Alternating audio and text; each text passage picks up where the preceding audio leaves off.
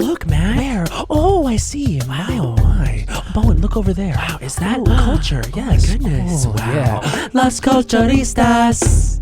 Ding dong, Las Culturistas calling. A day of days. A day of days. A day that feels right in the heart, the soul, the mind, the body. You know what I was thinking this morning? I was like, this is someone we've actually wanted on this podcast since the we beginning. started it. And by the way, we should say, shout out to anyone who voted for us for Podcast of the Year, which we won for a second time. Yes. And it's 9 years in, and I'm just thinking about, like, I know our guest is here today, and it's someone we've looked up to since, but even before we started the podcast, and all these years later, it feels like a wonderful little moment. Yeah. So thank you all for that, and also just to have our guest in this, like, star ascending moment. It's just like, it's feeling, I'm a little emotional. I'm a little emotional. This is someone who, and wonderful vulture piece on our guest, and just it just made me realize what we've known all along, which is, oh, this is someone who both is someone and plays people that you just root for.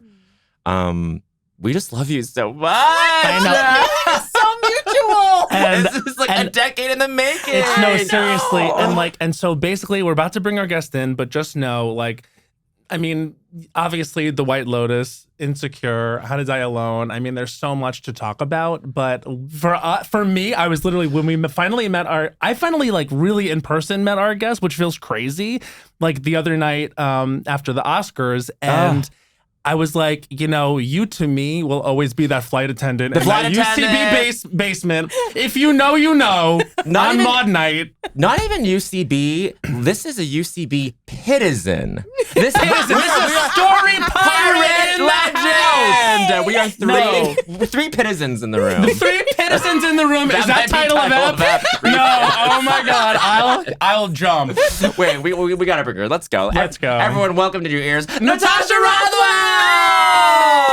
Thank you for having me. Thank you for coming on. Oh my God, you guys are making me emotional. Sorry, It's We're not an even 5 minutes emotional in. moment. Yeah. But that's, like, so special. You know what I mean? To just have those people that are from way back that you knew were special then pop off, like, and that happens all the time now, I feel. I feel that about you two. Are you kidding me? What? Like, gosh. I think, like, game recognized game. And, like, even, like, on our come up, watching the two of you work, like, it's just, you know.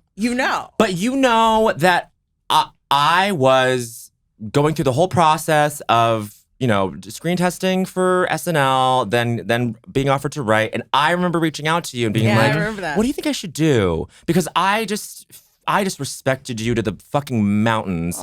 And, like, at that point, you were already insecure. Like, Kelly was already, like, the one. And I was just like, Natasha had such a unique, everyone has a unique journey there, and you had a very unique journey. And I was just like, I need to know. Because at that point, I'm going to say, like, you could count on, like, 1 or 2 hands the number of writers of color, let's say. Not to put it on those lines, but, like, it was, like, a meaningful thing to reach out to you specifically. Yeah, I remember when you did, and I remember saying that, like, it was hard for me, but, like, the juice was worth the squeeze, right? Because it's just, like, going through that, you know, iron sharpens iron, you become better at what you do. And it wasn't perfect. Yeah. And I have notes. Yes, but yes. we all do. Yes. But I think ultimately, like, it was the stamp in my passport, you know, professionally, that I needed to open some doors that I think I would have eventually opened, but maybe take a little longer to do. Yeah. So, yeah. Totally. I mean, like, does being back in New York make you reflect on this? Obviously, right? Yes. Yeah. Like, it's like the pit, like from the pit days to the UCB days to the SNL, like all Yeah. of it, on right? every level. on every Yeah. level. Like, Yeah. you know, like in a car where it says, like, you know, things in this mirror are closer than they appear. Like, for me, that's like literally being so broke that I was like picking up Metro cards off of the ground Wow. at the train stations on my way home to check them the next morning. Yep. And so, like, calling my mom in fucking South Jersey to order me pizza in Brooklyn from Jersey because I didn't have anything in the bank. And it's just, You had Jersey pizza. I had Jersey pizza. That's not bad. Which is a better pizza than a lot of New York pizza. As a Long Islander, I can say this too. When you're outside of the city, they take their time on the pizza. right. That's actually real culture number 46. When they're outside of the city, they take their time on the pizza. That's true. Yeah. But no, I'm full of gratitude, and even just writing here today so much of my experience in New York was based on where I was, my socioeconomic level. And I feel like for every different stratosphere, there's a different version of the city. Yeah. So the version of the city that I'm getting to know now, it's different than the one that I knew, but I miss the one that I used to know. You know what I mean? Yeah. I miss that kind of like hustle and that grind. Yeah. I was never more poor than I was when I was grinding in comedy, but I was so happy. Yeah. You know what I mean? And it just taught you the 100%. ropes, like the early mornings for like a story pirate show, Oh my like made like an early God. call time theme. Like, Or oh, doing whatever. tech for your mod show at like 3 a.m., you know, like And paying for it. Talk about notes. This again is the old UCB. But I mean, like it's really something. Like when you get to like really. I remember I had taken like a long time away from New York, probably because of the pandemic, obviously. And then I got back, and my immediate instinct. It was raining a little bit. I was like, I'm still gonna take a walk. Yes. And I did have like a I don't know why I'm frightened moment. I was just like looking around, sort of really getting tearful.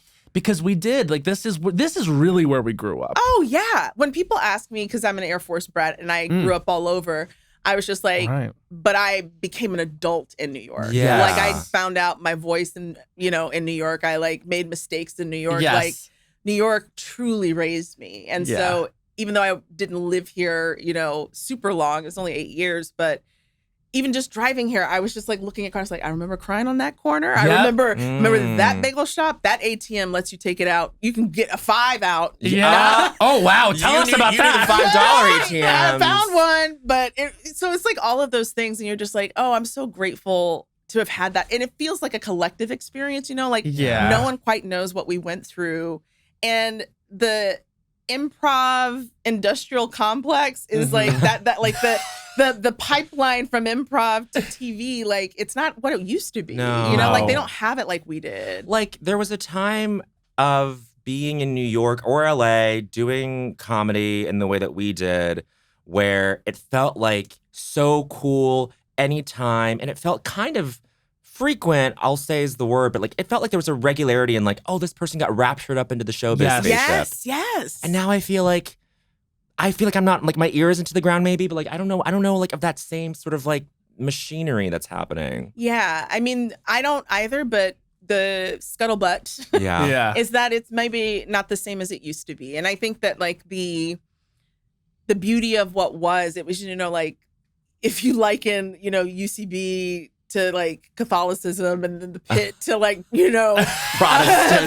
I'm dying. Like I felt like we were all worshiping the God of comedy. 100%. Wow, Natasha. You know what I mean? And it's just like when you go through that kind of like radicalization, it's just like you see someone else and you're just like zip, Yeah, 100%. Wait, I'm about to Story get Pirates is VeggieTales. VeggieTales, that's right. Oh, wow. That's right. Hilarious. I'm about to get a little niche, but like when you were, because I remember because we were pit people because we weren't embraced by UCB at the very start. Yeah. It actually took us a little bit. Same. Is that the same with you? You were like, because you were one of the queens of the pit. And I remember thinking of you being like, well, Natasha's here at the pit putting in the hard yards. And like, that means that like we'll get to UCB. Natasha's on the poster. Like, these are our alums. You know what I mean? Yeah. Well, I just remember I had come to New York with 6 years of main stage experience in DC, like Washington Improv Theater.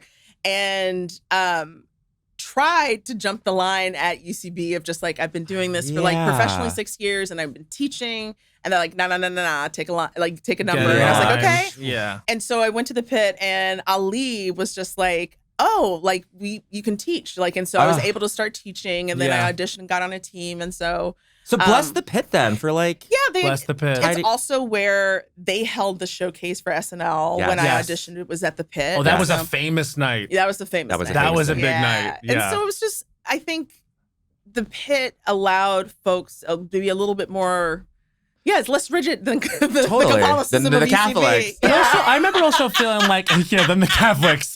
I remember at the time, like, there was something really performative about that space, like, because you're a performer, like, you're a real performer. And I remember thinking, I think we identified that as that too. Maybe because UCB felt like it felt like cerebral, you know what I mean? Like, you had to learn a language that, like, those guys were speaking. Yeah. But at the pit, it felt like you could maybe it was just like the proscenium, the literal stage. Yeah. It felt like it was welcoming a different kind of performer. And I kind of felt enthusiastic about that opportunity. No, I loved the pit stage. And it was so much fun also to meet the folks that were like devoutly pit. Yes. Yeah. And would never go to UCB. I know, it was so And I just fun. felt like an interloper where I'm just like, nah, I got to go to UCB later, but I'm going to do this show now. Which, like, that's the best, though. That's It's like, the best. and, like, shout out to the Magnet people. Like, Magnet too. Yeah. Magnet is, like, still The such Baptists. a wonderful vibe. The Baptists. Yeah, they That's were what the Baptists.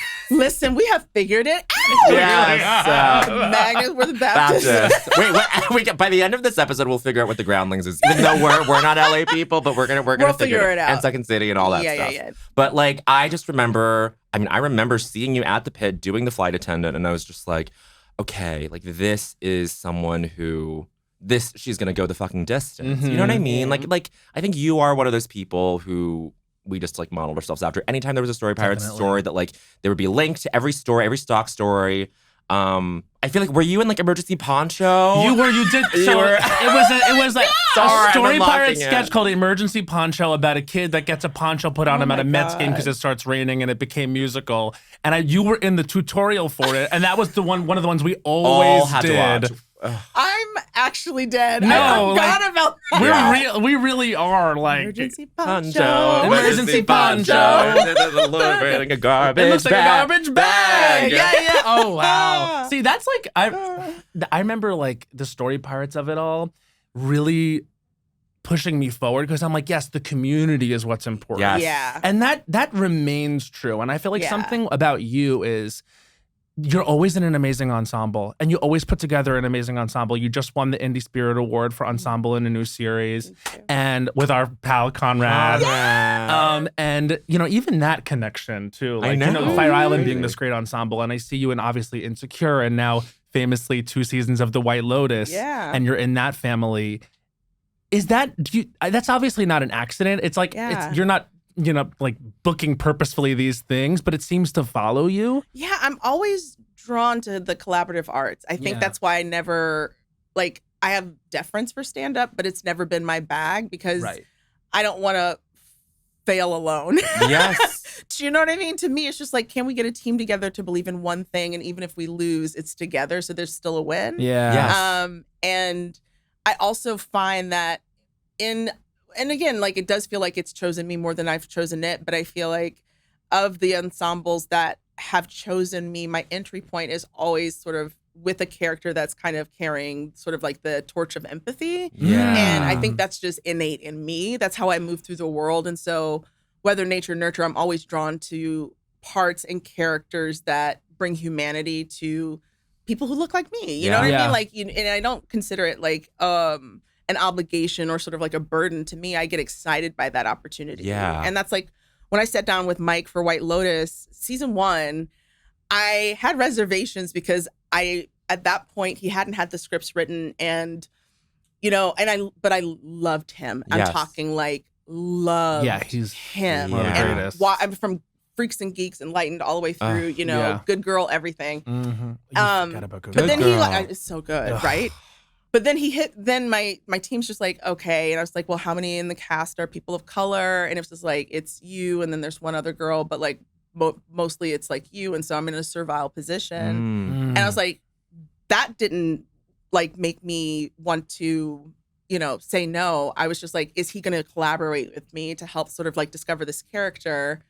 And we found that empathy. We found that like heart in the beating heart of who she was. So yeah, for me, characters and empathy are always sort of like the true north. And then he kind of has this empathetic sort of instinct with you where it's like he went page by page with Belinda and it's like, okay, like what's the deal here? Like, and you get to be like, oh, I want her to wave hello at this family that's at the resort. Like those moments, that moment really stuck out to me. And then reading this piece and seeing all these interviews that you're doing talk about that specific thing, I'm like, this is the importance of like of Belinda as a character, of you as an actor. And it's important of directors to know who they have and how to utilize them. Yeah. Like we have the same hyphenates, Mike and I. We're both actors, we're both writers, we're both directors. And so as writers, we were able to sit down and geek out, and he's so aware that he's not a Black woman, right? And so he's just like, well, what are the ways that we can add that authenticity?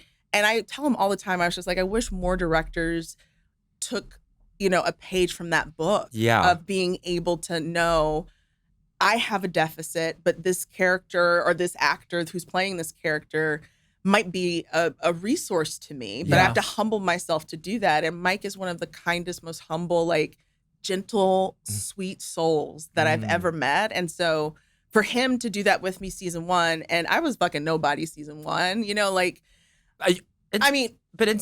Kelly was. Kelly was a thing, but also it was just like, anyway, maybe Sure. I should say I felt like, I see. Why was he listening to me? Yeah, it would be hard to walk into an ensemble cast like that and be like, yep, of course. For anyone. For anyone. Yeah. And so, like, I felt so, like, ahead of my skis, but he was so excited. And then when, I was asked back for season 3, he hit me up. He's like, when we going to Zoom? And I was like, I got you, boo. Because he was already there. And so we, we chopped it up again. Yeah. Well, one of my favorite things about this season, like the characterization of Belinda, is it does feel like there's a little bit more you in there. Like some of my favorite moments are when you're in your place of like attitude is gratitude, and then a lizard will jump out and it will be a full shutdown. Like I feel like that humor and that sort of on guardness. It's like it serves as just a great comedic relief in any of these given moments, especially interacting with the environment, which is so much of what the show is about.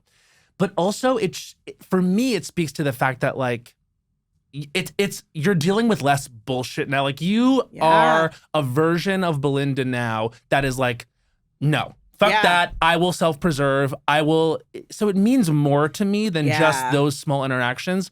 And where we find Belinda right now in the season, and we've seen the 6 episodes so far, is a place of true fear and existential terror because she's now being like, Greg is in the midst and they see each other in a real way.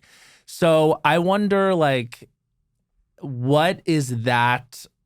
What do you think of that progression, and where do you think she's at and going? I love this question. So for me, when we see her at the end of season 1, right? It's like she is devastated. Her hopes were dashed. And then we see her starting something new, doing something that's, out of her comfort zone. And I feel like when we do that, it speaks to hope and optimism. So it speaks to some kind of, between the time we last saw her and when we meet her, she has grieved that loss and is trying again. And finally. And when you meet someone on sort of like the precipice of change and like, in entertaining optimism, it's an exciting role to play because she's doing something familiar. Yes, it's massage, but it's in a completely different country. She's learning a new technique. She's raising the bar for herself. And when we see her in 6, all of the hope that she has is now being threatened by Greg. And her son is there. Yeah. So Mama Bear's kicking in. So she can't just recede, which is what she's used to doing when, things get bad or scary.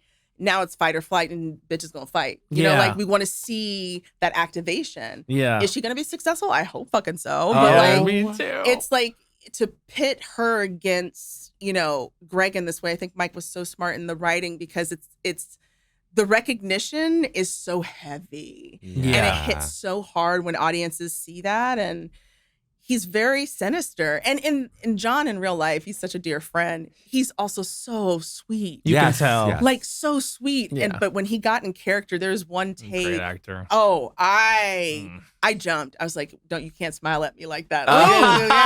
Because he would just like smile and like raise his eyebrows like, And the variations of that character he's given us. Like, you really don't know if in that very first scene he appeared in season 1, if that was a long con from the beginning, if it was something he figured out. There's so many things that are under the surface, obviously with every character, but him being sort of the big boss of the show now at this point, the main antagonist of the show, every time you see him, it gets scary because it didn't start that way. Yeah. And you know what he's capable of. Yeah, literally. Right. So it's just like, It's all in that first interaction that you two have this season, though, I feel, where you approach him at dinner. I love that scene. It's both of you volleying it in this way that is like incredibly tense. Like you're not looking, like you're not you're not like on your phone while you're watching the show. You know what I mean? It's like it's one of those, and I bring that up because this is a bad habit of mine now, where I'm just like, okay, whatever. I'm putting on a reality. Like, Our trash broken show. brains. You know what I mean? But like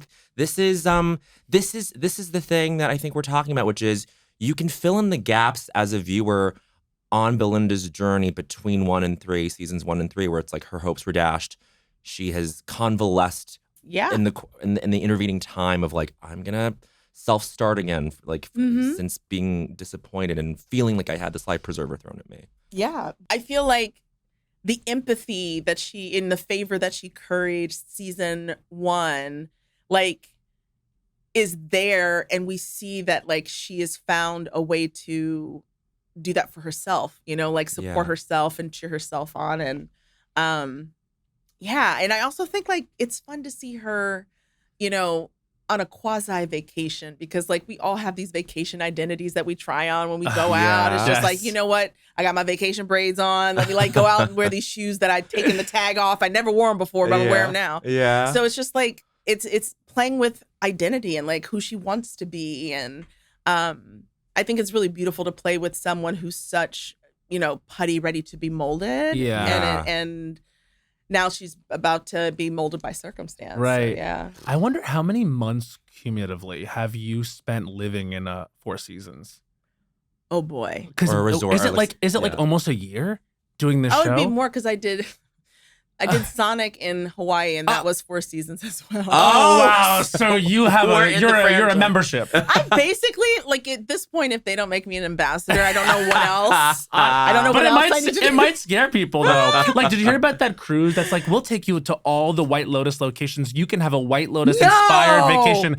It's some vacation package. Hawaii to Thailand to Italy. Yeah, like there's something you can do. That's a well, first of all, choice. That's a journey. It's Greg money. It's Greg money. But also, like, it's like, to have a White Lotus inspired vacation, it's like, what happens in the show, I right? know. People are A lot of stuff. Yeah. There's someone said on set was just like, they must have the best PR team. Yeah. They bury it all. Pun Honestly. intended. Oh my God. Okay, so we have to ask you the question that we ask all of our guests. And I'm excited to ask you this, which was, what is the culture, Natasha Rothwell, that made you say culture was for you?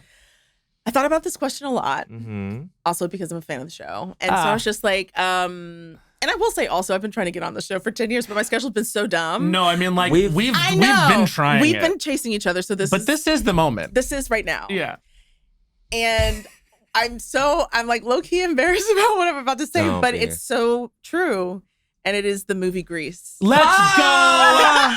Well, I got at chills least you and picked the multiplied. best movie of all time. Yeah. I mean, and I will say, I feel like Grease 2 is not talked about enough. No, certainly not. Talk about it. Let's talk about it. Okay, I just feel like, one, you have a girl for all seasons. We have Cool Rider. Yes. Mhm. I feel like we get to see like Michelle Pfeiffer That's- getting Yep. dirty. She's straddling a ladder. Mhm. Yeah. But Grease, like the OG, Yeah.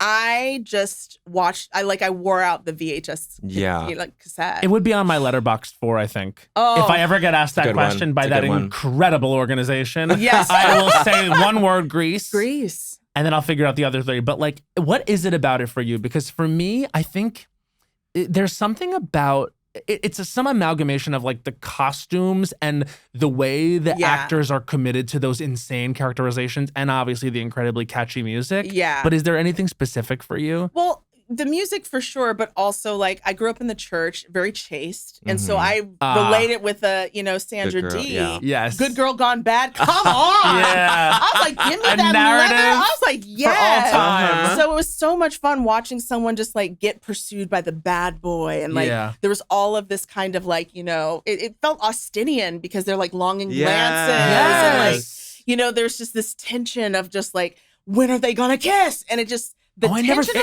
thought of it like Austenian. that. It is like a Regency Yes. sort Yeah. of thing. and it's just the tension play, like we don't even get to see that, like the magic of that until like the end. Yeah. Because And then Cha-Cha Di Gregorio. The best dancer Cha-cha. at St. Bernadette. St. Bernadette. I think it's one of those things that like by osmosis, I do know every line. And Yeah. I think maybe most people do and don't even realize it. Yeah, it'll come on, and then every once in a while, it's just like, oh, I don't know where my keys are, but I know exactly this Yes. line.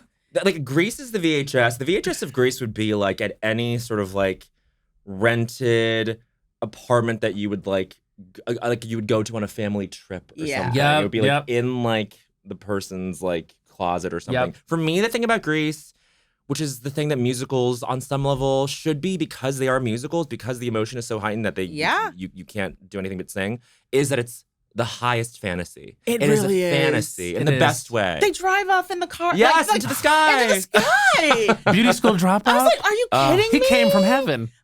That's actually not talked about enough. It's Real The Culture stairs? number 8. Beauty School Dropout. He came from heaven. He came from heaven. He literally came down to give her guidance. It was just all like, I also think that like when it came out, I was I wanted to perform and I saw that as such a like it was catharsis right on screen where I was just like, oh, that I want to do something where I get to build it up to that point. And my God, like it's like the spirit inside you like wants to emulate that. That is like the strongest link that you can have as like a viewer. Probably. Yeah.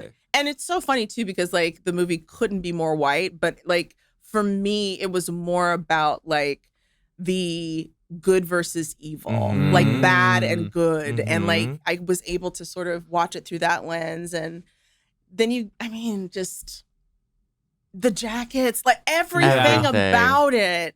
I just remember watching it and like doing the little like like the little shimmy. And Everyone had. I remember when I was little, we would do like our little dance contest. Like that's one of the things that me and my friends would do, like me and the girls. And it was always "You're the One That I Want." It was always Summer Nights. Summer Night. Oh, Summer please. Night. One of the best group numbers in any musical ever. So good. It's so good. And also then when you get a little older and you can really appreciate the depth of There Are Worse Things I Could And Do. Rizzo? I mean, Rizzo. come on. I believe this is my like hot take that might be a cold take because everyone might have it. Stockard Channing, that should have been an Oscar nomination. I agree. The what she brought to There Are Worse Things I Could Do.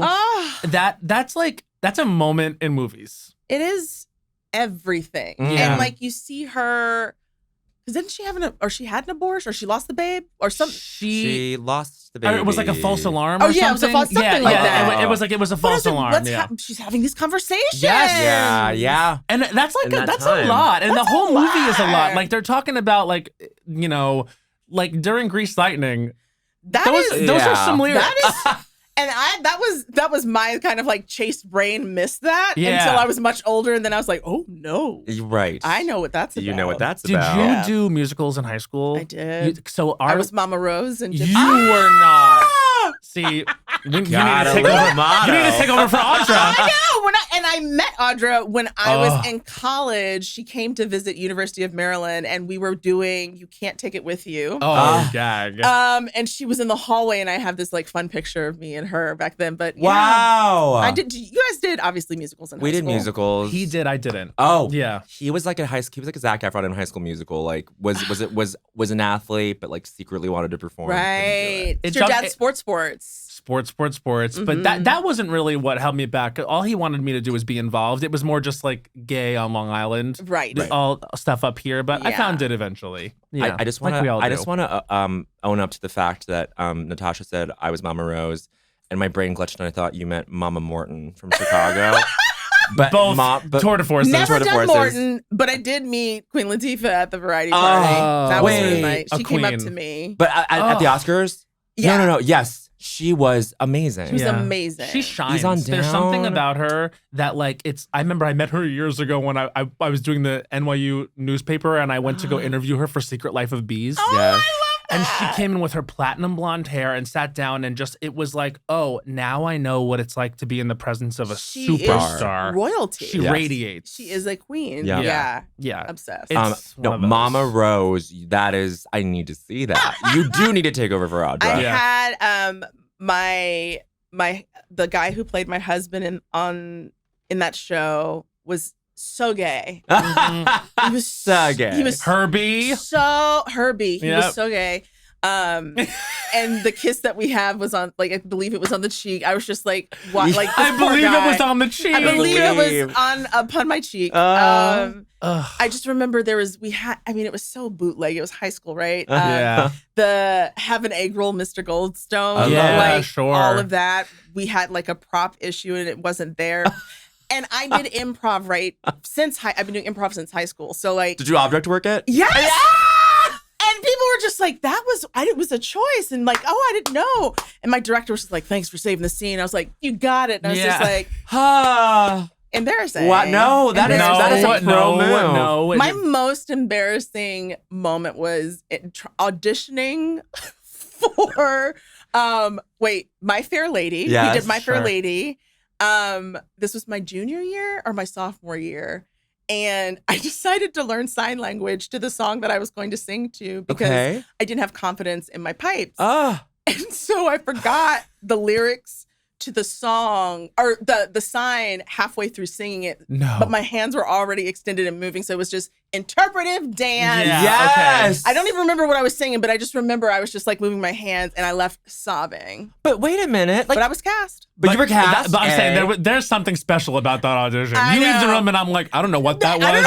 I want her in my show. I want her in my show. I want that movement. Because it's going to be fun to watch. Oh, boy. Half signing, sobbing. It was just it was a clusterfuck of beauty. No, but like this is the thing. Like this is the Natasha Rothwell thing of I'm gonna power through, and it's gonna be compelling enough, and you're gonna fucking gag and love it. You know if what I mean? there's anything about me, it's like it takes a lot for me to give up. Generally, yeah, and to the point of like I think it's also my brain. I'm neurospicy a lot, and so I love solving problems. Yes. So like a no or like I'm just like, oh, that's just I'll figure it out or I'll work through it. It's an obstacle currently. Yes, but it will not be the definitive answer. Correct. But to be neurospicy and to be like collaborative is killer combo. I feel. I think it's a 1-2 punch. But I also have learned more of myself in my 40s. It's like I'm now a boundaried baddie because I know that I recharge solo, and I knew that before, but I am a people pleaser, recovering people pleaser. So like I would exhaust myself, as I'm sure you know. It's just like I will give until there's nothing left. I think we all understand we all that. get it. Yeah. When did you clock that and adjust that? I want to say in my 30s, I felt that SNL kind of happened in my mid 30s, and it was around that time where it was just like you understand when you're on the show. You have to promise them everything. Yes. And making time for other people came at like a cost. Yes. And so it was one of those things of like, I could hang out with you and make you feel good. And I would feel good for making you feel good. But then I would be like a shell of a human tomorrow. And so having to make those calls. And then I think it's still taken me, I'm still in the process of releasing the guilt I have for choosing me. Oh, and wow. do you know what I mean? So like, even though I've learned how to do it, it's still like not letting go of that guilt and consider myself worthy of, the choice. But the guilt probably, and this is not like me saying this in a dire way, like I've learned to just not accept it, but live with it because it's going to regenerate itself with every interaction, with every choice you make for yourself. Yeah. It comes with that little tax. Yeah. You know what I mean? Yeah. That guilt tax. There's a guilt tax. You know? There's guilt tax. And I think too, like the amount of guilt tax you pay decreases the longer you're in therapy. So for me, the more I've worked on myself, I used to have to pay a heavy toll, and now I pay a lot less. And maybe I'll have an easy pass at one point, and I don't have to worry about it. But then they'll throw congestion pricing on you. Yeah. It's impossible. It's impossible. That is it. I think for me, it was honestly the pandemic. It was being forced to be alone that made me realize like maybe I've always needed this. You know what I mean? Listen, I was 3 months in and I was just like, I'm good. Wait, right? Sure. Do you remember feeling like that? I was like, oh wow, okay. Yeah. Yeah. And then you deal with the anxiety of when things lifted. I remember feeling like, am I crazy and weird for feeling like I don't want to necessarily go back to the life I had because I was exhausted all the time. Because I think that it also connects back to us having to grind so hard. Yeah. Like, I think that we all have different experiences of not being in exactly the mold of what was, you know, out there being shown as like a successful comedian, whatever it is. Like, and I remember feeling like, oh, I have no choice but to exhaust myself because they won't just give the opportunities. There will be someone that they see in a more one-to-one way. Yeah. So all of a sudden your wheels have spun so fast in your 20s and into your 30s. And then something says like, hey, cosmically, we're stopping. And then it's like, that was when I was like, oh, thank God I'm in therapy because I have to deal with the fact that I don't want to rejoin society. Yeah. Interesting. But wait, so would you say that it's like an opposite track in terms of like what Mel goes through and how to die alone? How to die alone? It's like, oh, this is someone who wants to sort of like break out of her like solitude in a way. Yeah. Right. I think it's also. I basically wrote the show as kind of like a love letter to that unhealed version of myself, where it's just like, I don't even know if she knows herself enough to decide what it is, you know? Like, so it's breaking out of the comfort of the known and going into the unknown. And I think in doing that, it's not guaranteed that you're going to love it. You know what I mean? Like you might hit, and that's why we always called her like our human Roomba. Like you hit wall after wall after wall, but you're still getting your shit clean. Sure. And so like for her being able to like make those mistakes and like take risks and figure out if she is a people person. Totally. You don't know if you don't allow people in your life. Yeah. And I do think that like aspirationally, I tacked her affinity for being around people onto the character because for me, I love people, but I'm a small dose girl. Yeah. Do you know what I mean? Like give me like y'all two conversation.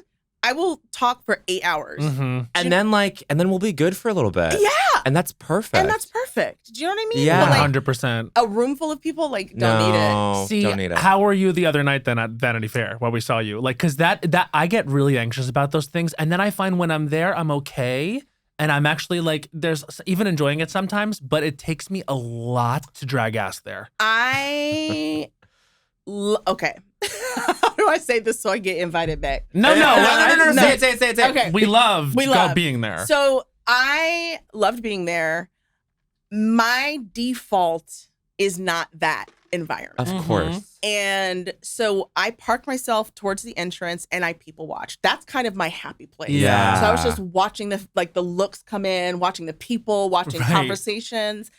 And I tend to default in any environment, not just high stakes Oscar weekend parties. I want to find a corner. I want to watch. And then I want to find like a person or a couple of people that I'm going to have probably a oversharing conversation. You know what I mean? Love Like it. Yes. deep, like whatever, like let's get in. So what about your father? Yeah. You know, like type of conversations. An anchor. Yes. And so I went there. I took a propranolol because beta blocking. So that way my nerves don't get the best of me.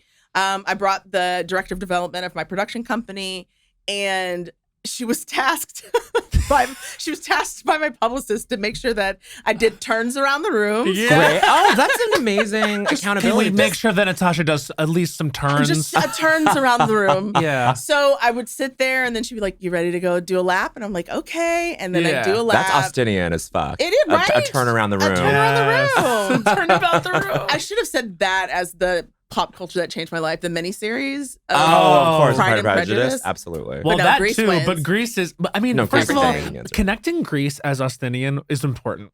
I feel like I did some work just then. You did. What you did was you taught the children. I taught the children. And it has been a while since we genuinely taught We the have children. not taught the children in a long No, we time. haven't taught the Yeah. children. We're just chasing the new, and now it's like, no, let's go back. Let's go back and teach them. Run it back.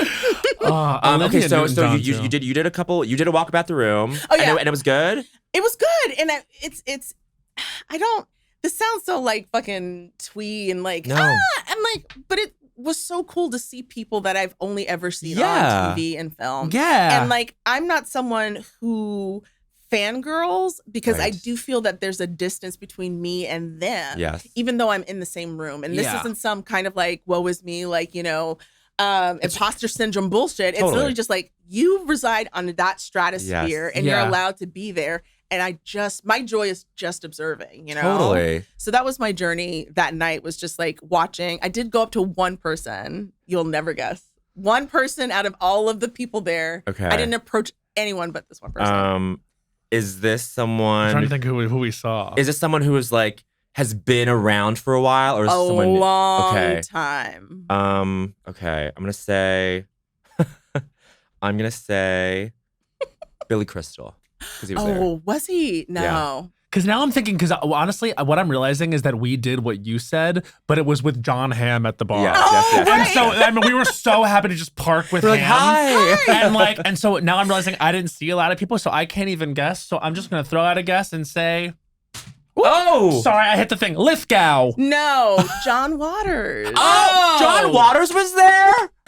So he was Oh there. my God. So Didn't even know. University of Maryland girl, Yes. Tracy Turnblatt. She was a fatty baddie before I even knew I could be one. Oh. And he was standing there in his suit with the mustache drawn on, pink, huge sneakers. So handsome. And then all these gorgeous starlets were just walking past him. No. Yeah, no. Not knowing that he was, and so he was by himself, and I was just like, just do it, Natasha, just do it. You can go up to him, just do it. 100%. So I go up to him, I was like, excuse me, Mr. Waters? And he's like, yes. And I was just like, my name is Natasha Rothwell. I'm a huge fan. I went to University of Maryland. He was like, Maryland, Baltimore, I love it. And I was just like, and I just thank you for Tracy Turnblatt, that and everything. And he was just so warm. And then I just kind of stood there and then ran away. That's such a good moment. I But that was love just that I moment. mean, he's such an icon. Yes. Such an icon. So it was Walking, just, talking icon. so that was a cool moment. And I felt like he was, even though he wasn't against a wall, but he was by himself on his phone. I was like, ooh, I see you. Yeah. Do you know what I mean? Even you, John Waters. Even you are just by yourself. Parked. You know what I mean? Yeah. But in Hairspray, by the way, I would say in obvious ways and also in spiritual ways that are not as obvious, companion piece to Grease, I feel. Yes. You know what I mean? Absolutely. I think that it was, I think they both dealt with different eras, obviously. And I Right. feel just the culture of Baltimore. He just was he's the grand poet of Baltimore. Could be Poe, but I think it's him. It's him. Yeah. Mm. Wait, okay, but this is the thing. The distance that we feel at these events between ourselves and the people that are walking by. Yeah. It works in every direction, because I was saying this on our last episode, where we were recapping the events of the night. We were just talking, chatting it up. I think it was right before I saw you that we saw you. The person who ran up to me and tapped me on the shoulder and was like, "Oh my God, thank God you're here." You'll never guess. Yeah. Megan Thee Stallion. Your mouth. She was like, hey, oh, hi. Oh my God, thank God you're here. I don't know anybody here. And I was just like, Meg, what are you talking about? Hot girl Meg. I'm your comfort. Meg, titty out Meg. Titty out She Meg. looked amazing. Amazing. I turned around, I looked at her, and I just go, period. and she goes back, Period. yeah, and that was I our saw hello. her come in and I was just like, oh Damn. my God. Yeah. The nipple cover. But I feel like Everything. everyone, I feel like that level of social anxiety feels so unique, Yeah. right? Yeah. And it's hard to accept that someone else like her Yes. Yeah. is oh my God, I might have said the wrong thing. Right. Or just my areola showing? Right. There, mine's was page 6. Yeah. No. Wait, Popped that's out? There's a little slip, but Okay. it was fine. It was fine. Yeah. But no, I feel like my mind just runs a mile a minute. And Yeah. to know that someone like her is also a head case, it's kind of, it's Well, nice, but it's hard to understand. That's Right. what you have to remember is it's not only are these all human beings, but they're also human beings who are in the arts. And at one point, Yeah. we're just the weirdos that wanted to be accepted, etc. And this is a Yeah. big night for pretty much everyone. Of course, somewhere in the crowd in there, I'm sure we had our major ego narcissists, but Yeah. not that we talked to, you know what I mean? Yeah. It was kind of nice. Yeah. And then I think bringing it back to the White Lotus, what I love about it too is it feels like Mike really gets together people who are freaks in a way. It's like, it feels like a theater troupe in a way. It's not like a collection of celebrities. Yeah. Like, of course, there are those names that you kind of just know that pop out, like your Jennifer Coolidge or Aubrey Plaza, that feels like there's moments of like, oh, you're Parker Posey. Like, we know who she is. But like Goggins. But what I love is that it's giving, it's like a community of people who are, as actors and artists, and giving them the platform to now be tearing it up on the most popular show in the world. It's so insane because truly season 1 was meant to be a limited series, one and done. Right. And so for it to be what it is now, you would think it would change the recipe, but Mike has not changed it. No. It's like theater camp. Like you go there and every single person there loves the craft. They use words like the craft. Right. You know Yes, what I mean? yes. And like being able, I remember when I got to set, just flew in, crashed that night, walked down to set just to watch, and I stayed and to watch the girls. They were shooting their first breakfast scene, the 3 ladies. Yes. And I was just like, oh, I'm just watching masterclass. I I'm just mean- like watching them cook. Like it was so cool to be like, oh yeah, we're back. And it felt like the same pure show that I was on originally. It's the DNA, everything is still there. Yeah. Even though they got a bigger budget. You know what I mean? No, But yeah, totally. And more cast members, but like each person, I mean, like you said, everyone's a freak. Everyone's obsessed about what they do, and each of them brings something so special and unique. I mean, I'm working with Leslie Bibb now, and I was watching her like process, and I'm like, wow, I was like, she really has like this amazing process, and she's so excellent. And then I obviously knew she was cast in White Lotus, but I'm watching White Lotus, and I was thinking back to, watching her do what she does, and I'm like, this has to be like such an exciting environment because that's the way Carrie Coon does it. Like I'm loving Michelle Monaghan on the show. And also, again, like the idea of the very specific examination of 3 old friends on a vacation.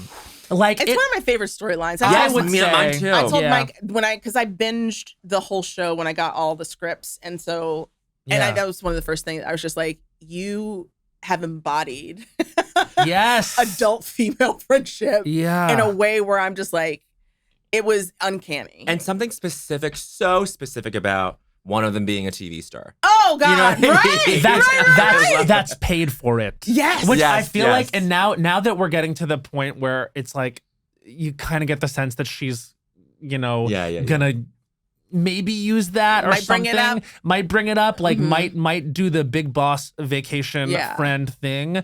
It's getting so thick in that way. And just like the way that she ticks and the way I can't decide. And this is a huge testament. Like, I'm talking to some people who are like, oh, those women really hate each other.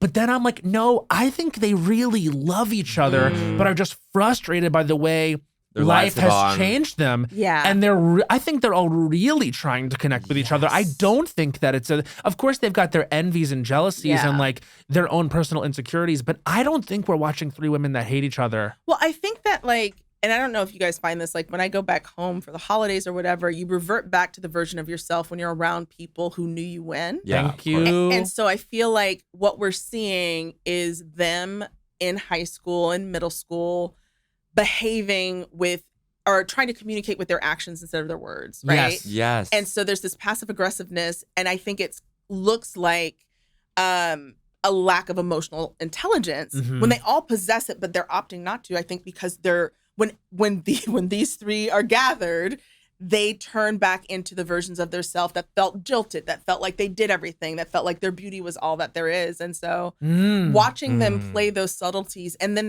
the tension is they're trying to like resist who they were and become who they are, and then they're also all trying to become something else, like they're trying to grow together. So it's like such an interesting intersection of all of those, like all of that tension, Well, like when they go into town and they get like hosed down by these kids. I loved that. It's like it kind of is the reset for or no, it's like them being shoved back into adolescence in a way, like they're being picked on, and then the rest of that day plays out in a way where they're like trying to like compete for like male attention, and that feels like the most dangerous, treacherous, teenage circumstance. Yeah. And it's so well crafted in that. So I mean, from the first good. episode, her single sob like a child. That's my favorite. Cut to, I mean, forget next it. level. And then like Leslie, like in that episode where it's revealed that she's got, let's just say, political differences, and the way she like looks at them longingly, but there is such a disappointment in herself. Like, are they right? And I think that that's something that's really jumping out towards the end here is they are returning to a childlike state. Like every single time it's insinuated that they're old, the way that Michelle, like her line readings of panic about like, what are you talking about? We're not old. We can still have fun, to the point where they're going to push each other into a situation that is truly dire and uncomfortable because youth is all that matters to her, or that she's been told that that's all that should matter to her. That's right. And there's just, it's really, he's done it again, if you can believe it. Yeah. How are you and John? I'm curious. How are you guys playing those interactions? Because there is like palpable fear from you. Yeah. And I'm feeling it watching from home. Like, oh my God, no, Natasha. Like you're like terror. It's terrifying. Yeah, and it's also, I think, so we had him on set the whole time, but it was a secret. So Yeah. he hung out with us, but it wasn't a ton in the beginning. And like, it was just like trying like all that kind of stuff. And so I think being on set with him was always a treat. Cause I was like, oh, I get some John time today, cause he was off, exploring or doing whatever. And he is such a chameleon that like, in those moments where he's just like looking at me and then he kind of tilts his head and smiles, it's just like So it just works on you on like a primal level. Yes. Okay, great. Like fear. And also it's just like, it preys upon all of sort of like my natural inclinations to like, be liked and wanted, and like, why does he hate me? And like, what does he want to do? And like, how can I fix this? And like, oh, he's a bad guy. And like, well, do you want to hurt? Like she's filled with fear and curiosity at the same time. And that tension is where she's living, which is just like no way to be. And John is just so, and his character is so antithetical to who he is as a person. And so when he just plays those, when he comes out and surprises me, I watched it and screamed along with myself. Wow. That's how much I was like, oh, I was like, there he goes. Yeah. Wow. So just to like ask about Mike White as a director, because like he does everything, but I feel like I'm very curious as to the process of like the scene work, because that is what I think is so amazing about the show is the dialogue and the scene work and the small things. Yeah. Is he encouraging of any improv?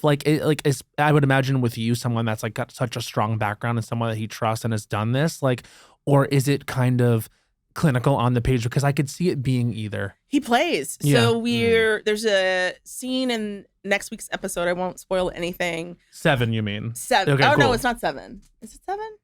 If it's up through 6, we can talk about it. Okay, then I won't talk about it. All right, okay. But what I will say, there are moments where I improvise and there are moments where he wants to get it as written, but will give you direction to play with it. A fun run. Yeah. Yeah. But it's less a fun run. It's more just like he wants options. And I remember I told the cast this because like he's unlike any director I've ever worked with. And again, just being such a people pleaser and, the good student. If you give me a note, I'm going to do that note. Yeah. And I will not vary from that. And so like he will come in and give like a completely opposite note. And so I take that as I totally fucked up that last note. And I remember talking to him about it like season 1 and he was like, no, I just want options. He's like, you nailed it. I want options.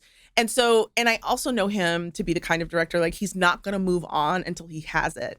And that's the benefit of like being directed by the guy who's also working alongside an amazing editor, John Valerio. And John Valerio, he's on set. So the editor is there with you. Love it. So they know, oh, we got that. So I had to take my ego off the table. And that allowed me to work with him as a director in a way that felt like I was having fun. Yeah. Because I was like, I could play around, and he also knows like my improv chops. And so, and some of the scenes where Belinda's like, having a little bit of a comedic moment, he's just like, have fun. I'm like, all right, let's go. That is where the comfort and the trust lies in terms of an actor and a director, where it's like, you're not going to move on until you're happy. And that way I'm comforted in the knowledge that like, you got it. Like that you have what you need. It takes a minute to learn that though. Yeah. You know what I mean? Because I think, and maybe this again speaks to the fact that it was a lot of self-grinding and hard work in so many different areas that tends to be, I think, especially when I was like first starting out booking jobs. I don't know how you guys feel, but it was really never enough in a way that I realized at one point was actually hurting me, not helping me. Like it wasn't helping me to walk away from every setup being like, I didn't do a good enough job, because also people can see that. And what they're thinking as a director is, oh, they don't trust me. They don't know that I got this. Correct. When that relationship is one of the most important things. Yeah. And when it's you learn that. Yeah. Of also just like, there's that inner critic, right? That I've had to wrestle my whole life of just like that not enoughness in literally every aspect of my life. Sure. And I feel like the place that I've gotten to, I have such confidence in my creative and professional life. And that is trickling down into my personal life. But it took me a long time to be able to, for example, create an award-winning, critically acclaimed TV show and have it canceled and to be like, I did that shit. Yeah. Do you know what I mean? Like I don't know where it broke down. I don't know where it broke down, but I can look back at what I've done with a sense of pride and not enoughness. And that was a moment where I was just like, oh, a bitch had some growth. And that's a true the test. speech at the Indie Spirits was I like stood up. Yeah. You know what I mean? Yeah. Like, I mean how the dissonance of like accepting an award for a show that's canceled, it was just kind of like right. It all came up, but I think that like that not enoughness, I think when I reacted to that news, I obviously had feelings, but when I was able to, the boomerang back, you know, just being able to come back to myself and know that like I did what I was supposed to do, and there's circumstances out of my control, and sometimes things aren't fair. Yeah. Yeah. But you take this and it extrapolates forward into like the rest of your career. I can't wait for Who the Fuck Did I Marry? Thanks, babe. I'm so excited. It's gonna be fucking. I mean, what a saga. It was such a saga, and there's so much more you don't even know. Oh my god. Are you talking to Teresa? Yeah. Okay. That's the homie. I love it. Yeah, I love it. It's so lovely, and Marty Noxon, who's The incredible, best. Legend, Unreal. Yeah, Unreal. Let's talk about Unreal. Can we though? Yeah. When I moved to LA, I went to my very first like LA thing I did. I went to an FYC panel for Unreal. Who was there? Everybody. Yeah. Everybody. Sherry Appleby. That should have been an Emmy win. Oh. That was amazing. It's Constance so Zimmer, good. obviously the whole cast. Constance is everything. But she's with me. We're co-creating, and so she's Amazing. gonna like, and she's her writing and everything is incredible, and she'll tell you she lived a similar story. So like she's such a value add. But yeah, hopefully we'll be bringing that soon. I love it. Oh my god. Wait, I've always been curious. I've never gotten to ask you about this, and now I'm like a new weeb, as they say, like a new otaku. Like I went to Japan for the first time, and I'm like, this is my place. But what was your time in Tokyo like? It was so different because you were working. It was like a different time in your life. I was 26, 27 when I got there. I was teaching English part-time. I started performing at the Tokyo Comedy Store, which is like their version of Boom Chicago. Yeah. Where it's just like they had expats performing for a lot of largely expat audience. It was wild. It was black in Japan. Barack wasn't in office yet. He got elected that year. And I just remember like riding my bike around town and people shouting like, Obama! And I would just like, I just like wave. And I'm like, yes! Like I was just like owning it. Oh, wow. People would, even pre his inauguration, like people would take pictures with me, pull my hair. Oh, no. And just like, oh, God. But I didn't mind it. Okay. I didn't mind it because it came from a place of curiosity and it wasn't steeped in the fucking like trauma response that is living in America as a black person. Do you know what I mean? Yeah, so like, of course. It was just like little, like people were just like, oh my God. But like, how long did it take for you to have that understanding of like, oh, this is just a curiosity? Pretty quickly. Okay, because it's such a homogenous country. Sure. And the only kind of like racism that I peeped, it was like, if you were African American, they were cool with you. But if you were from the continent, they were kind of like a little suspicious. And I didn't know that because one of the guys that I was working with at the school where I was teaching, he was African American, but he looked like he was from the continent.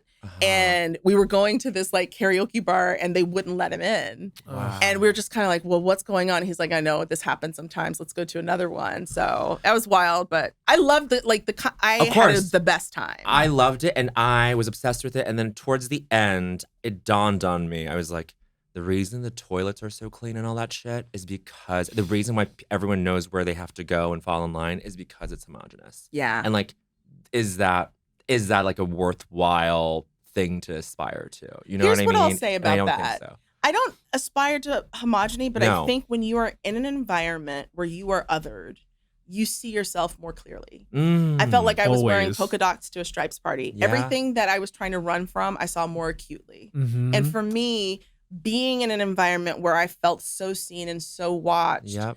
it was just like, okay, bitch, audit who you are and who you want to be and how you present yourself. And I think that like, while it's not ideal, I do think moments of homogeny can remind you of who you are Mhm. and require you to show up for yourself. Yeah. And I think that when I was there, I was so, had lived in DC, graduated from University of Maryland. I knew I wanted to go to New York, but I was terrified. I was like, I want to live some life. So I did this like little adventure.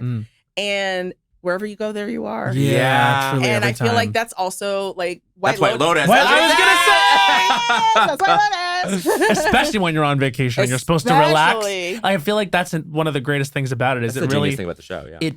it picks apart the idea that it's like, okay, I'm relaxing and now I'm alone with my brain, Right. Yep. and I'm alone with these people who are close to me that I've elected to spend time with and their brain. With no tech. I did that once for a week. I did a Buddhist meditation retreat for 5 days, 4 nights. Full How did it go? cleanse. Withdrawals?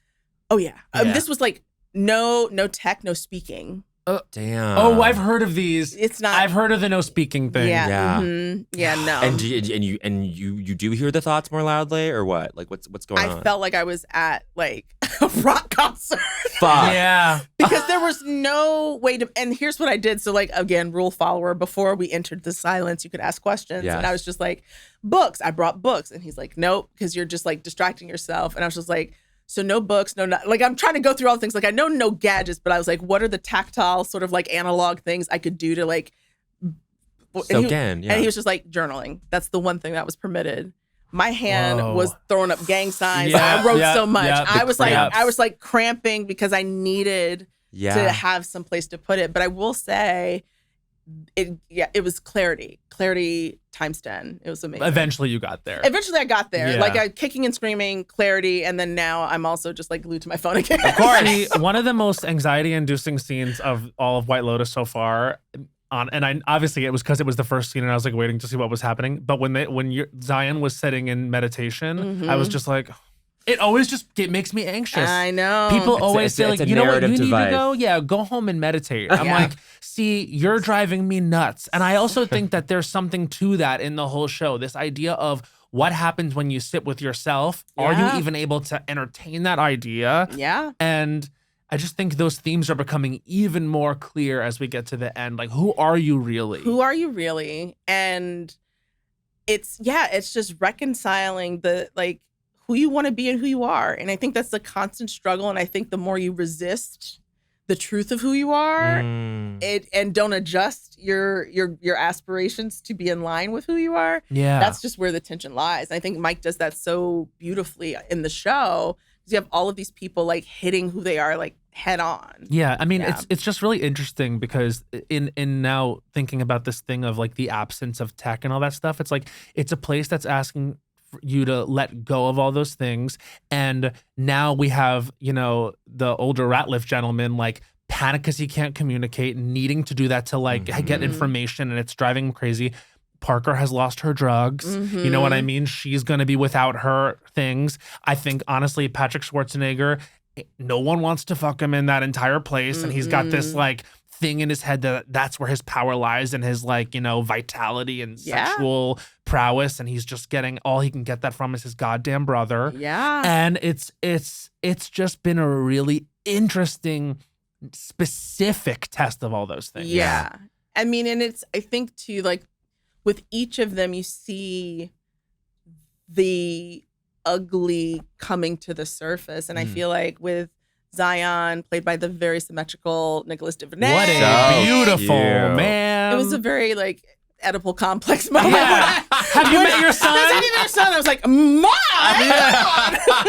Mom alike! And He I was like, oh, he was in the no. pool in this last episode, and I turned to Greta and I was like, when he gets out of this water, it's gonna be on site. It's gonna be something else. And lo and And behold, to make it worse, he's like such a good dude. sure, Of course he lovely is. Just, like, actor. I remember yeah. saying to him, we had dinner like the first week he got there, and I was just like, you are too symmetrical to be this nice. Yeah, and I was I like, and he was just like, what? I was like, no. I was like, a lot of guys who look like you aren't this nice. No. But no, I think like, everyone's bring ugly. Trust me, I've seen the block. You've seen that. You've done the tour. Yeah. But yeah, I think like everyone's working on their shit. But I think like with Zion, you see it's bringing his good out. Yeah. Do you know what I mean? Like Yeah. he's rising to the occasion. So I do think that like things that test us, they prove your mettle. I'm so scared about what's gonna I happen. know, I really, I'm but I'm terrified. and the thing is, like, it's like it would be one thing if we knew this was a show where like they wouldn't kill Belinda, but Right. that's not what this is. I mean, No. we saw Jennifer Coolidge fall right off Right. that boat and hit her head. Oh, I screamed. People Oh, think yeah. I knew. I had no idea. About that. believe you. No. So Yeah. your insight into season 2 was nothing. Nothing. Yeah, I was at of home course. watching. I'm like, I love this for her. And then like watching, and yeah, when she fell off, I screamed. And then, Perfect That's ending it. for that Perfect character, ending but for that so character. tough. and famously, she hates the water, being on it, and gets famously seasick. They had a Oh. bedazzled bucket for her season 1 to puke into. So I remember saying to Stop. Mike, I was like, the cruelty of this moment, and he was like, well, I had to write. She had to do it. And one of the Wait, most yeah, iconic scenes is the ashes in the water during I the know. fantasy. Mother! Yeah. Yeah. They put her on the water both seasons. Yeah. Oh, She's wow. on vacation Yeah. on the water for sure. It's so funny. And Mike and her are like best friends. And Yeah. so it's so funny. I'm just like, oh, Mike, you're going to have to pay back. Mean. This is mean. I hope Belinda kills Greg. This is what I'm hoping for. That's Like, what I hope. I'm just comforted to like see you and be in the same space as you because I'm just You know I'm alive. because I know you're alive. I'm and here. Yeah, you're okay. here. Oh my God. And speaking of being here, we probably should move into I Don't Think So, Honey, which Mm-hmm. is where we're all asked to be here and present in a 60-second takedown of culture that absolutely must occur. And I feel I need to speak to some response that happens to the White Lotus this season. I just want to check. Oh, I want to yeah, check yeah. people and truly, I think, make a point about. Let me just put you me on time. This Okay. is Matt Rogers. I don't think so. Honey, his time starts now. I don't think so, honey. People saying that the White Lotus incest this season is too much. Where were you during Game of Thrones? You had Oh. nothing to say when it was heterosexual incest. And then all of a sudden, now that it's Period. homosexual incest, now that we see some making out and some jacking off, all of a sudden people are up in arms. Clutching I'm their sorry, pearls. there was incestual procreation on Game of Thrones and you said nothing. Maybe you thought it was a little silly, but you weren't like, it's too much for me. Close friends of ours saying that's disgusting. 30 seconds. I don't want to see that. I don't want to go there. This is White Lotus. You didn't think it was gonna go there? I don't think so, honey. You better love and enjoy. Get your popcorn out when these two men kiss, because I am rooting for it. I hope they go all the 15 way. seconds. I hope we see these brothers make it to the altar together. I want the White Lotus to White Lotus all over the place. Bam! Of course, when I do that, I'm pretending to be two gay brothers who are doing it all over each other. Grow up! I don't think so, honey. And that's 1 minute. That might be my best one in a long time. I can't didn't follow know, that. I didn't know I had that in me. Matt Rogers, caper for gay incest on TV. I love it. Grow up. Because all I'm saying You're right. is There was not this much noise during Game of Thrones. No. certainly nothing even approaching it. Yeah. I think it's because like you can't really project yourself onto one of the characters of Game of Thrones and be like, that could really happen to my children. Do you know? But like you're watching this, Yes. you're like, I might be dating a guy who did like Sure. fucked his brother. Fuck. You know, like or like there's all of these things. Yeah. I'm Yes. telling you, it's these.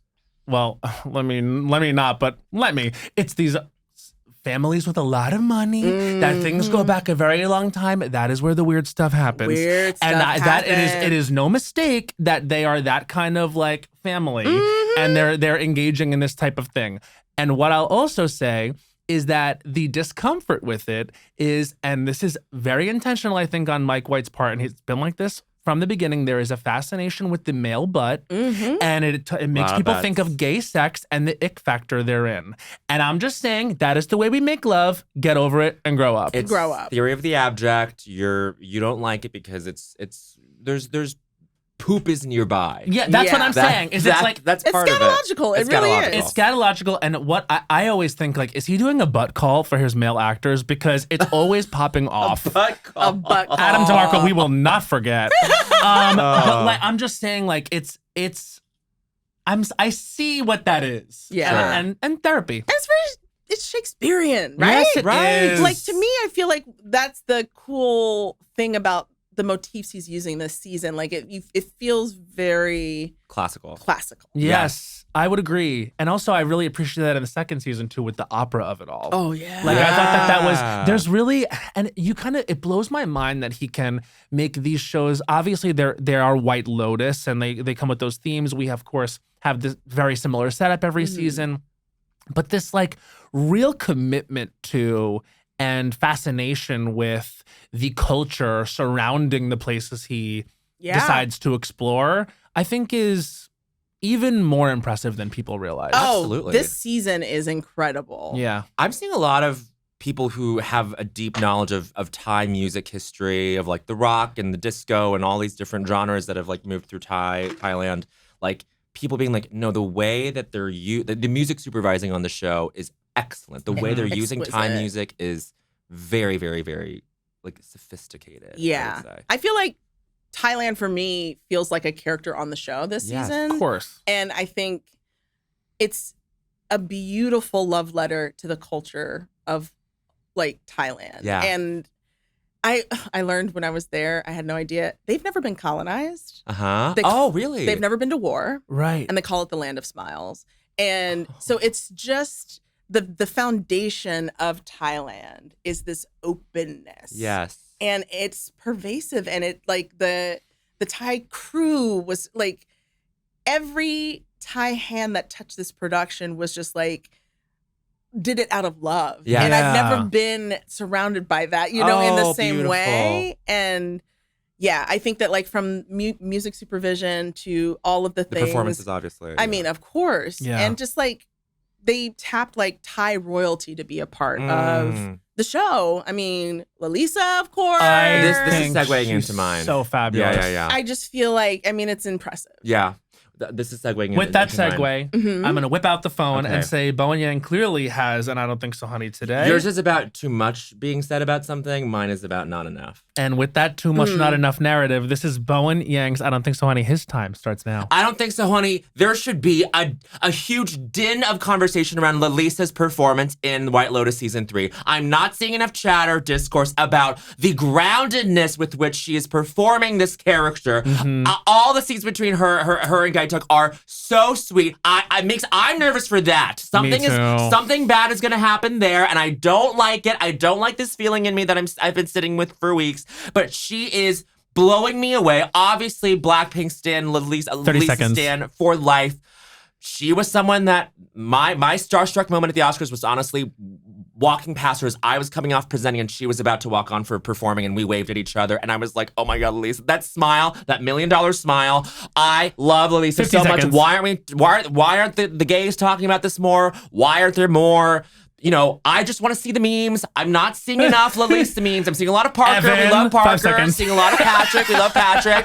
I need to see more. I need to see Belinda memes. I need to see Lalisa memes, and that's 1 minute. And that's 1 minute. You know what it I is? love that. It kind of goes hand in hand with the thing of like, oh, this season feels slow. No, slow. no. No, I feel like this season is the most a powder cinematic yet, keg. because what is going to happen, Boy, is and I it. know with Lisa, I know there's a twist coming. Yes. I know that there's going to be something that goes down with her character that like makes it bigger than it is, and I feel like because it has to be because has it's to. her.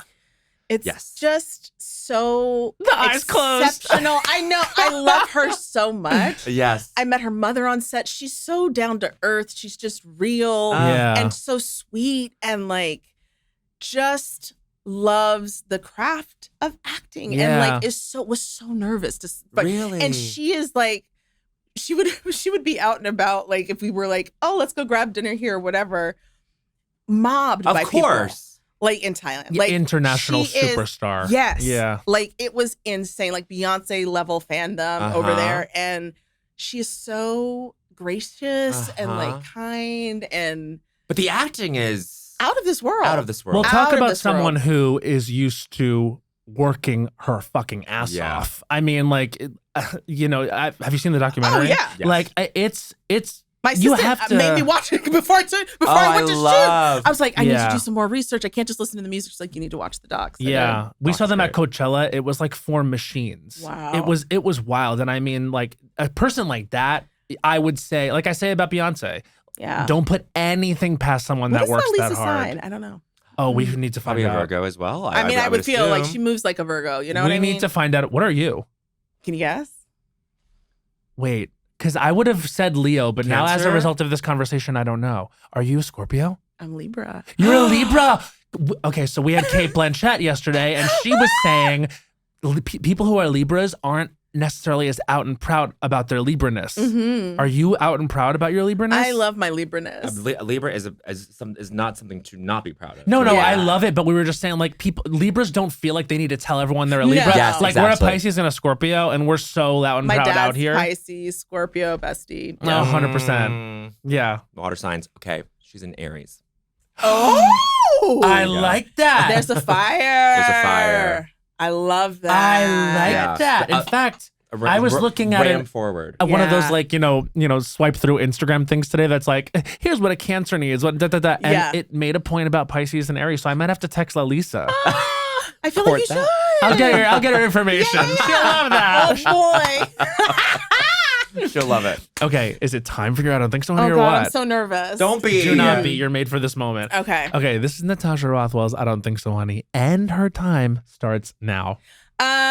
I don't think so, honey. Stop asking me about White Lotus spoilers. Yes. First of all, the emotional labor Black women have had to carry this country. Yes. I do not want a nary another person asking me No. to drop the bag Yeah. that I have secured in an effort to make you sleep at night. It's not my job to make you sleep at night. You need to put yourself to bed. Stop asking Black women to heal you. Watch the fucking TV show. Get your answers by watching the show like everybody else. 30 Let me seconds. enjoy the fact that I'm on something that's exciting and I don't have to walk around being worried that I'm going to spoil something because you keep trying to sneak in questions. And traps. And do you really think you in the middle of Target that you, sir, that I 15 just seconds. met and don't know, you're the one that's going to make me give up the ghost? No! Kind of go fuck yourself and stop going in the 15 items or over 5 line. You seconds? know you got 20 items. You're a liar. I'm not, and I'm not telling you fuck shit about the show. Watch. I don't think so, honey. And that's 1 minute. Amazing. High energy. I don't think so, honeys today. Natasha. Yeah, these are some high octane. It's not going to be you, man in It's not gonna Target. be me. And it's not going to be you, and it's not going to be the man in No, Target. Man in Target, the bellboy, the guy in the cat. Like Yeah. people have been harassing me. Well, It's like you want to tell them you don't want it. You don't want to find out this way. Trust me. You don't want to find out this way. Experience it through the viewing process, like the way Yeah. it's meant to be. I think also White Lotus is harkening back to way, it's water cooler television. Yep, It's once a appointment. week and it's just like appointment television and folks are so gimme, they can't wait. Yeah. Do you know what I mean? Yeah. And so for me, I'm just like, give into what this show is. It's harkening back to like fucking Dallas. They had hour-long 100%. episodes, like being able to tell a story over time. I feel like the anxiety of the culture is just like making people Yes, Antsy. need more, and it gets people mean about it too. Yes. Like I find that's obviously trickled down to online, blah blah blah, boring conversation about how Twitter sucks. But what I'm saying is, should be so lucky to be in a time when we have an HBO prestige show that is water cooler on every Sunday night. We are always living in a better world when that is the case. Yes. And it feels like we had a golden age there, and now we kind of like we're just. To put it mildly, we are eating right now. Yes. Yes. And so enjoy your food. Enjoy. Slowly bite, Slowly. chew, swallow, take time to digest because more courses are And coming. I'm not gonna be the one. Like I work too hard. No. I was like, if anybody's got loose lips, it's Parker. That's just true. Yeah, I think she's already slipped. She's already slept. What is this? Well, no, wait, did she? She said She was, I think it was on Fallon or something. Someone came out and said, oops, I accidentally said something wrong. Maybe this was about something else. But it's not on the text chain yet. It's not okay. never So mind. maybe, I don't know. Maybe we'll cut this out. But I mean, you've been sitting on this information for like a year at this point anyway, right? No, longer. Higher, Bob. So I got cast before the strike. Oh. And I was sitting on it secretly while her. I was shooting How to Die Alone. Uh-huh. Then they announced it thinking we were going to shoot that October. And then the strike. So I was the only one announced, and then no one else was announced. And for a whole year. You knew. Well, yes. Well, no. That was, when was the strike? May? May through, I didn't shoot again until I got to Thailand in February. Lord. So I've been sitting on it for that plus, so 2 years? Almost 2 years. Yeah. You're not going to give up the ghost. No. No, not 2 that years easily. in, no. No, it's going to Mr. take Man a lot and more than that, Target. No. Also, we're not going to Target right now. Change We're the policies. Not. Change your Change the policies. policies. Oh, Target. I will admit, I did go in yesterday to buy the exclusive Gaga vinyl. Okay, well, but I think people on Threads at least have given each other a pass. Yes. The Little Monsters have been like, you can go to Target just to buy the vinyl. Yeah. But I've been proud of myself. My Amazon and Target shopping way down. How's the Chick-fil-A consumption? Chick-fil-A consumption is virtually gone as well. Okay, virtually gone. Come on, Rose. Virtually gone as he picks chicken out of his teeth. Yeah, you smell like the fillet. I'm proud of myself. It's not easy for me. My addiction to both Target and Amazon, obviously on the blackout day, I didn't. Yes. This is real. It felt chic. It felt chic. But here's some shady shit. I had filled up my cart. Wait. For 24 hours later period. Press it. That's okay. You followed the blackout. I followed the blackout. I was like, today I'm not gonna press buy, but tomorrow morning I'm gonna press buy. You better believe at the stroke of 12, I was like, all right. You were like, abracadabra. No, but you should have seen me driving around LA with 2 miles of gas in my car. Like, fuck. I was like, I can't. I was like getting where I need to go, like on empty because you couldn't get gas that day. Oh, God. I was like, now this is the true test. This is the true test. Can you get somewhere on 2 miles? Like, how much do you want to black out? I wanted it bad. Oh. I'm proud of us. I'm proud of us. We are changing the world. Yeah. One economic blackout at a time. That's right. Absolutely. You certainly are. God, what a long time coming. What a long time coming. We just so enjoyed having you here. And I want to we're do just this so again. proud of you. Come back No, you anytime have to you come want. back. But also, let's hang out without mics and I would everything. love 100%, so we can really say. And not at a Vanity Fair party. No, not a Vanity We Fair will party. be the guys. Okay, so I mean, obviously, White Lotus, Sunday nights. We're, I guess, 6 episodes are out right now. We're coming up on that finale. Obviously, watch everything Natasha does because it's the best ever. I mean, we just adore you. Thank you so much for making time for us. Truly. So thrilled for you. So happy. No one is more like up in this like I mean, unfortunately, you're like up on this pedestal. But the thing is, you've been up on that pedestal for so long for us, and you have never, ever disappointed us. And that's not pressure or anything. It's just our love. It's pressure. No, it's just that we love you so much. Ditto. And just know that I'm rooting for y'all so heavy. Like everything you touch now or will touch, I'm like, just know that I'm in your corner. And for me, watching what each of you guys do and how you have come together to like it's just beautiful to see, especially in the comedy community, that kind of support. And I think that what you do, I mean, it's smart, it's timely, it's needed. And I'm just like, I just want to keep putting a mic to you so that way your voices can continue to be amplified because the world needs you. Oh my God. That is the kindest thing anyone's ever said. Thank you so much. It's true. I mean, this is so meaningful. And I feel we do end every episode with a song. And people have been talking about how they haven't been hearing this enough. But when this theme jumped out in the in the show, I was like, okay, I think this is Mike White telling us White Lotus is about to White Lotus. We all know the refrain.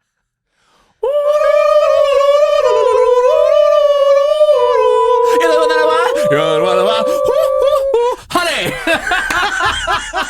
Come on, the remix. How to throw some grease in there. Yes. Bye. Las Culturistas is a production by Will Ferrell's Big Money Players and iHeartRadio podcasts. Created and hosted by Matt Rogers and Bowen Yang. Executive produced by Anna Hosnier and Hans Sani. Produced by Becca Ramos. Edited and mixed by Doug Babe and Monique Laborde. And our music is by Henry Kaburski.